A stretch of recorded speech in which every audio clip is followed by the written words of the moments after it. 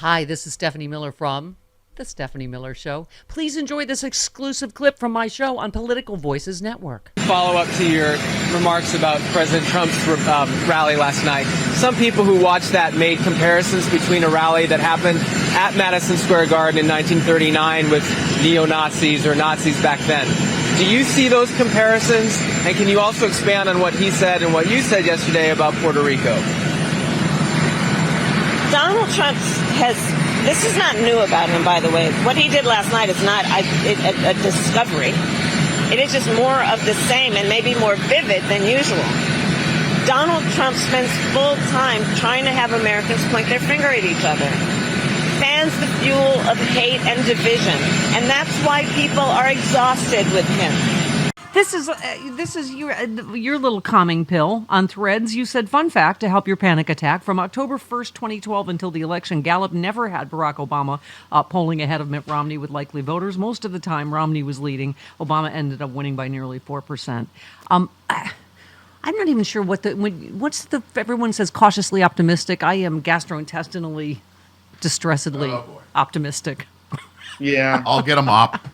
I mean, sorry about the carpet. I have to cling to whatever pubic hairs of hope I can at this point. Yeah, like a lice, Yeah. like crab lice. I mean, we were saying it's just, Romney, McCain, we didn't agree with them. We didn't want them to be president, but, you wouldn't have thought, we didn't think the Republic would be over. That they were we basically thought they do decent really crappy humans. things. Right. Yeah. Right, but I mean, but John McCain and Mitt Romney think the same thing Right. or worse of Donald Trump than we do. That's where we've come as a country, right? Right. Yeah. I mean, and we sit there and we would cringe at the idea of what would happen. And frankly, some of the same things would have happened, like the overturning of Roe v. Wade because of appointing the justices.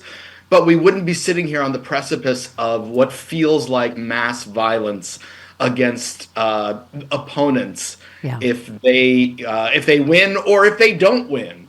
Yeah, I mean, you threaded it. You said, where are you? Hold, please. Oh, you said I voted early for Harris for Democrats because I'm not a hole and I'm not an idiot. I'm just sorry. I at this point, this is why I'm not good at phone banking. He is an idiot, and if you're voting for Donald Trump, you are also an idiot. You are just as selfish and despicable and racist as he is. If with everything you're whatever you want to call yourself, then racist adjacent, fascist adjacent, you're okay with all of it. Right. If you just sit there while the racism happens and you don't do anything about it, and then you support the person who lets the racism happen, yes, you are a racist. No matter how many black friends you have, or how many black people you might have dated. Yeah. By the way, you retweeted the Nation headline, Kamala Harris does not deserve the nation's endorsement. And you just said, congrats to everyone refusing to vote for Harris because of Gaza. You're not saving a single life, but you are doing exactly what Netanyahu wants you to do.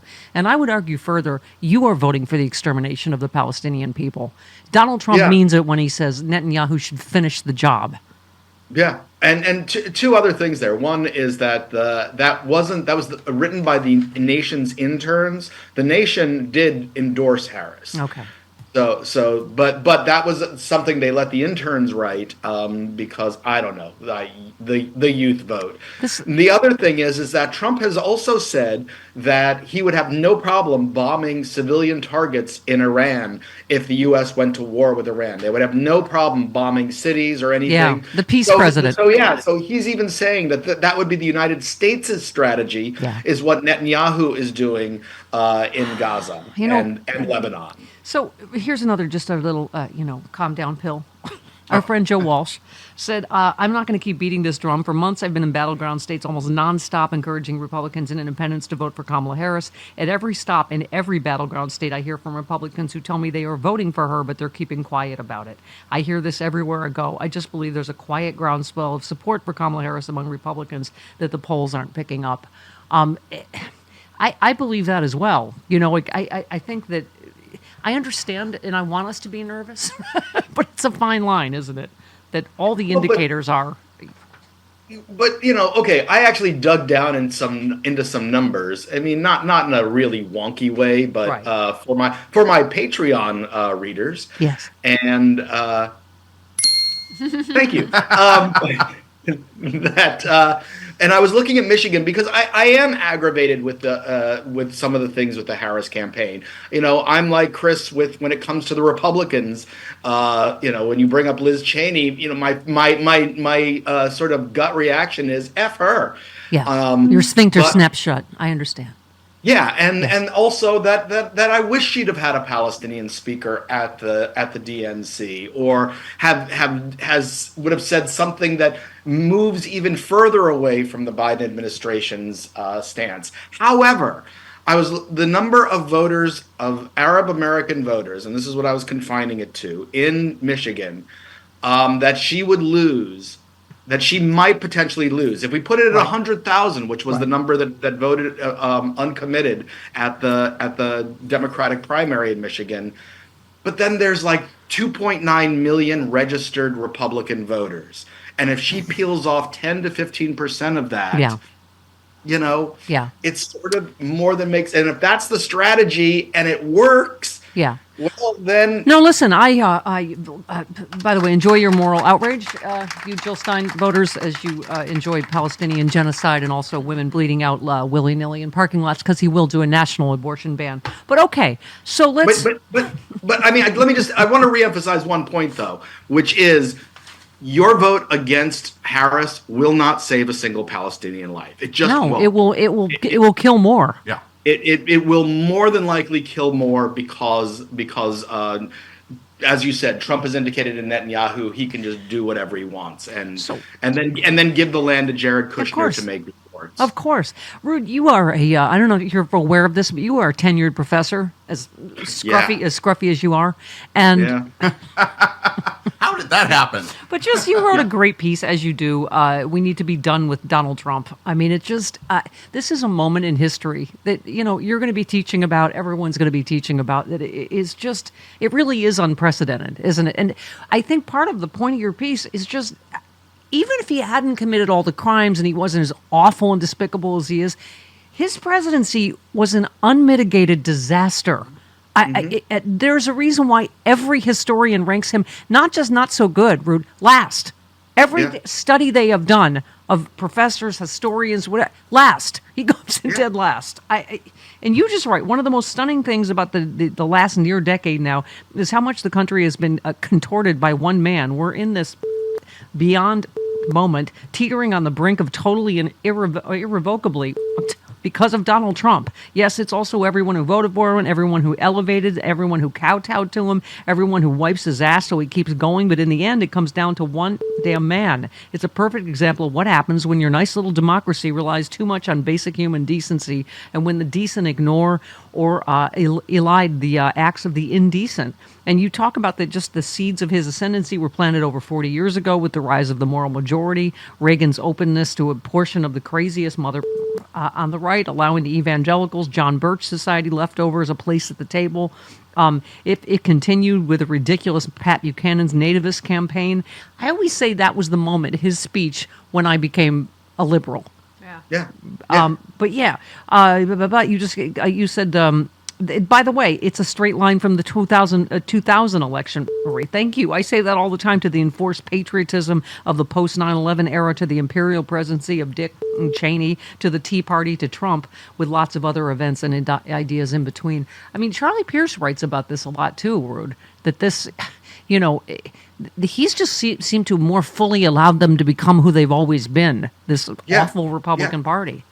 Yeah, Trump likes to use the term now. He talks about Harris being the perfect vessel for all of this, for all of apparently the communism or whatever she's bringing, and really, he's the perfect vessel for everything that these people on the right have wanted to do. Yeah. He's got the celebrity, he had the following before, and people are just stupid enough to believe him, and that he taps into that racist vein and gives them the high that they want. Yeah.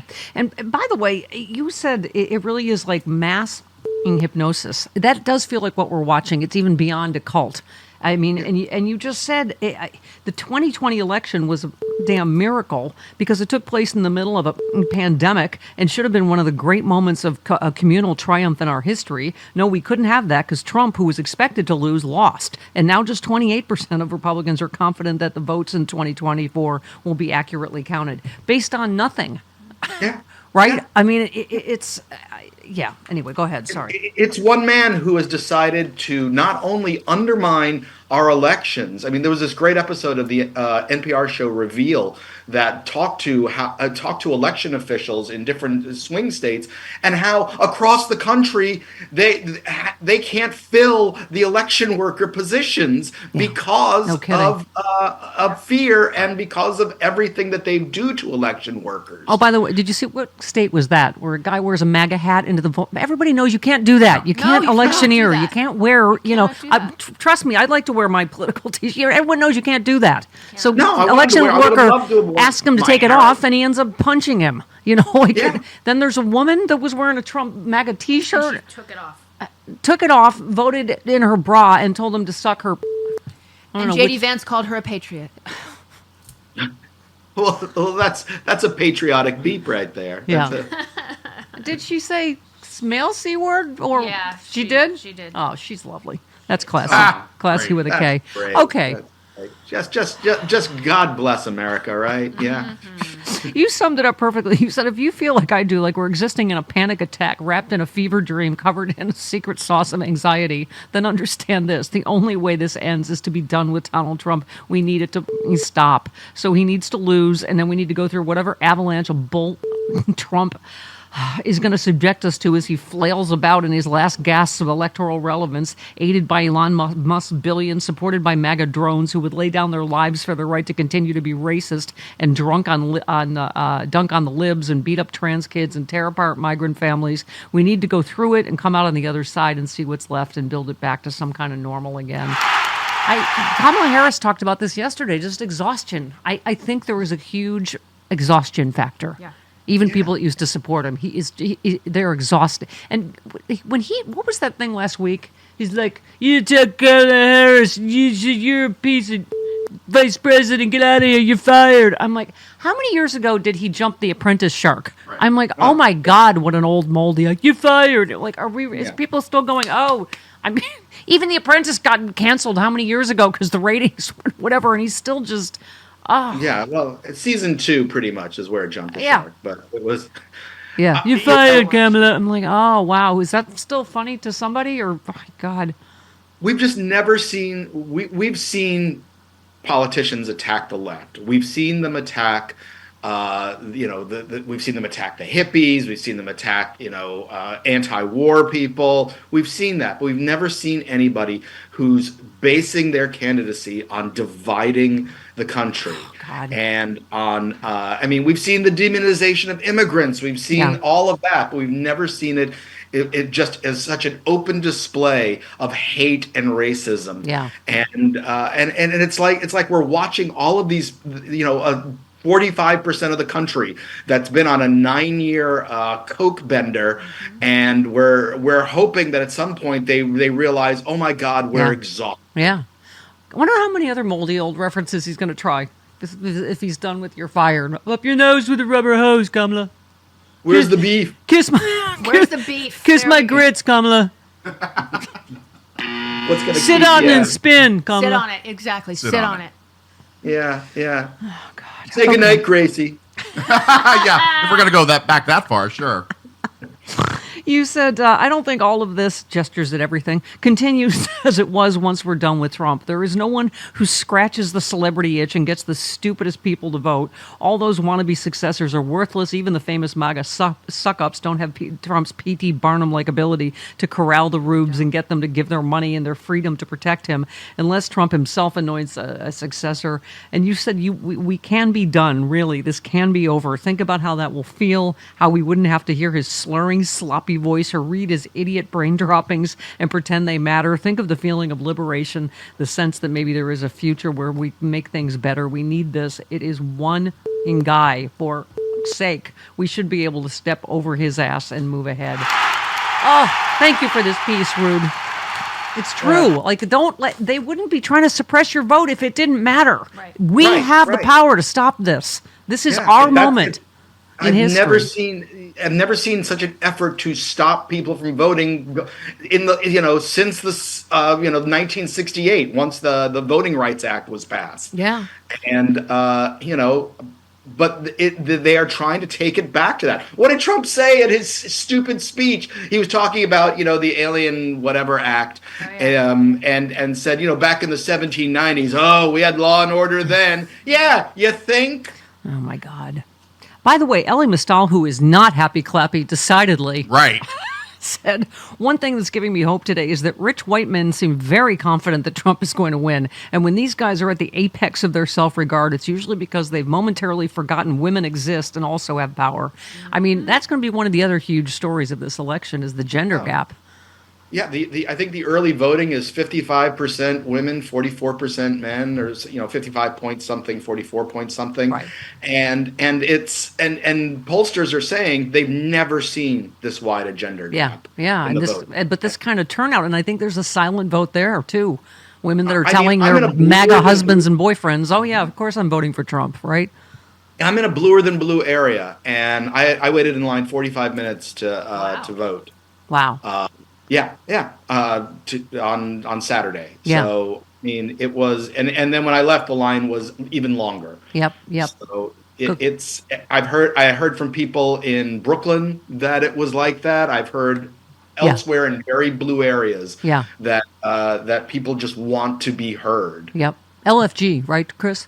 Hey all, Glenn Kirshner here. I hope you'll join me on my new audio podcast, Justice Matters.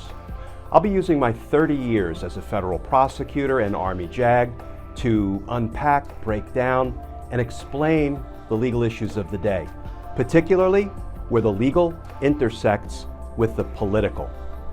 Please look for Justice Matters with Glenn Kirshner wherever you generally get your podcasts.